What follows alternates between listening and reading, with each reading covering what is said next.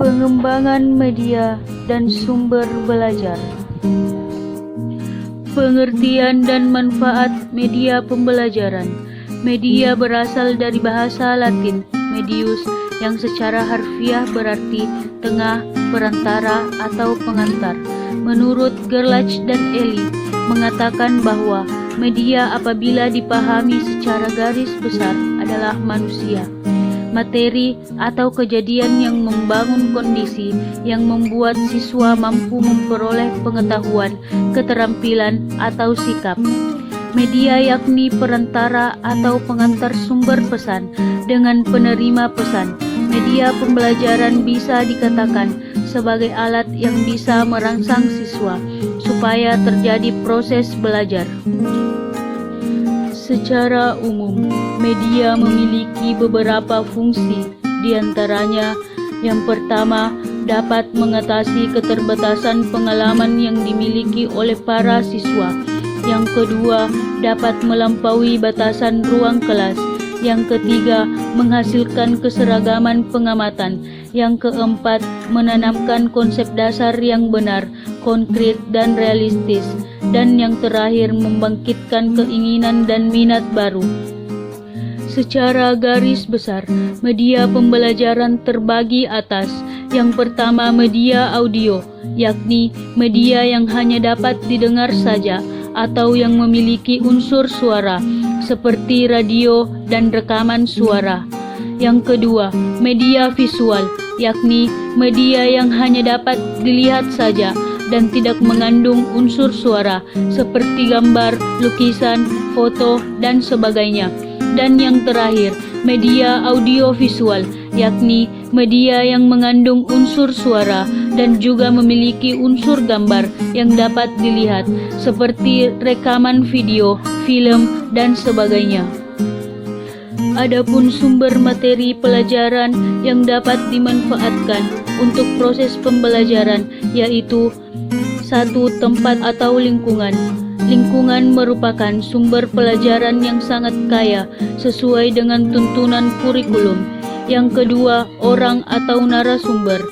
Yang ketiga, objek merupakan sumber informasi yang akan membawa siswa pada pemahaman yang lebih sempurna tentang sesuatu. Dan yang terakhir, bahan cetak dan mencetak adalah berbagai informasi sebagai media pelajaran yang disimpan dalam berbagai bentuk tercetak seperti buku, majalah, koran, dan lain sebagainya. Karakteristik komponen media pembelajaran. Ada dua fungsi utama media pembelajaran yang perlu kita ketahui.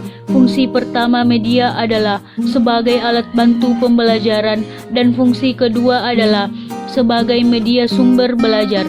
Kedua fungsi utama tersebut dapat ditelaah dalam ulasan di bawah ini. Yang pertama, media pembelajaran sebagai alat bantu dalam pembelajaran. Tentunya kita tahu bahwa setiap materi ajar memiliki tingkat kesukaran yang bervariasi. Media pembelajaran yang dimaksud antara lain berupa grafik, gambar, dan sebagainya. Yang kedua, media pembelajaran sebagai sumber belajar. Sumber belajar adalah segala sesuatu yang dapat dipergunakan sebagai tempat bahan pembelajaran untuk belajar peserta didik tersebut. Sumber belajar dapat dikelompokkan menjadi manusia, buku perpustakaan, media massa, alam lingkungan, dan media pendidikan.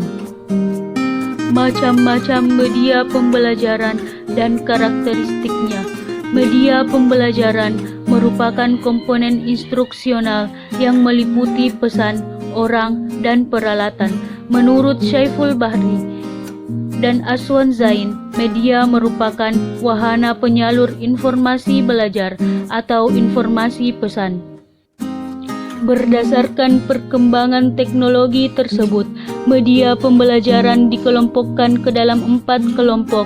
Yang pertama, media hasil teknologi cetak. Teknologi cetak adalah cara untuk menghasilkan atau menyampaikan materi seperti buku dan materi visual statis, terutama melalui proses percetakan mekanis atau fotografis. Yang kedua, media hasil teknologi audiovisual. Teknologi audiovisual yaitu cara menyampaikan materi dengan menggunakan mesin-mesin mekanis dan elektronis. Selanjutnya, media hasil teknologi yang berdasarkan komputer, yakni teknologi berbasis komputer merupakan cara menghasilkan atau menyampaikan materi dengan menggunakan sumber-sumber yang berbasis mikroprosesor.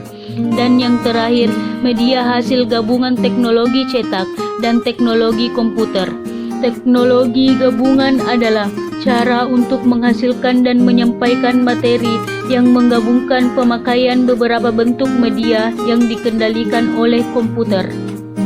Selain itu, ada lagi pembagian media pembelajaran menurut jenis, daya liput, dan bahannya. Dilihat dari jenisnya, media terbagi menjadi 3. Yang pertama media auditif, yang kedua media visual, dan yang ketiga media audiovisual. Kelebihan dan kekurangan media pembelajaran. Meskipun dalam penggunaannya, jenis-jenis teknologi dan media sangat dibutuhkan oleh guru dan siswa dalam membantu kegiatan pembelajaran. Namun secara umum terdapat beberapa kelebihan dan kelemahan dalam penggunaannya.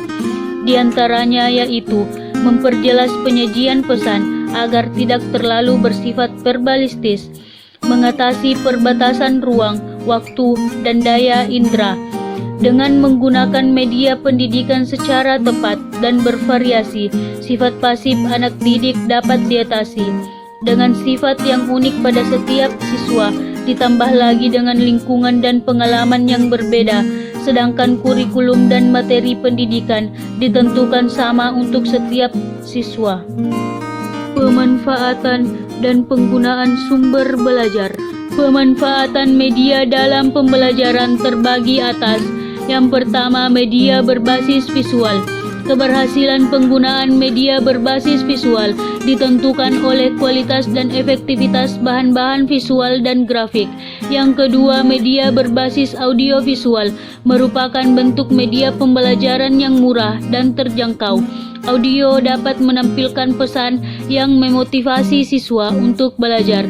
Yang ketiga, kombinasi slide dan suara. Gabungan slide dengan tape audio adalah jenis sistem multimedia yang paling mudah diproduksi. Selanjutnya, media berbasis komputer digunakan untuk keperluan administrasi dan pengembangan usaha. Kemudian, media berbasis komputer dan interaktif video dapat berupa grafik, animasi, suara, dan video.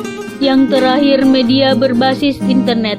Penggunaan internet dalam dunia pendidikan dikenal dengan istilah e-learning atau bisa diartikan dengan pembelajaran secara elektronik. Itulah tadi sedikit penjelasan mengenai materi pengembangan media dan sumber belajar. Kurang dan lebihnya mohon dimaafkan. Wabillahi taufiq wal hidayah. Wassalamualaikum warahmatullahi wabarakatuh.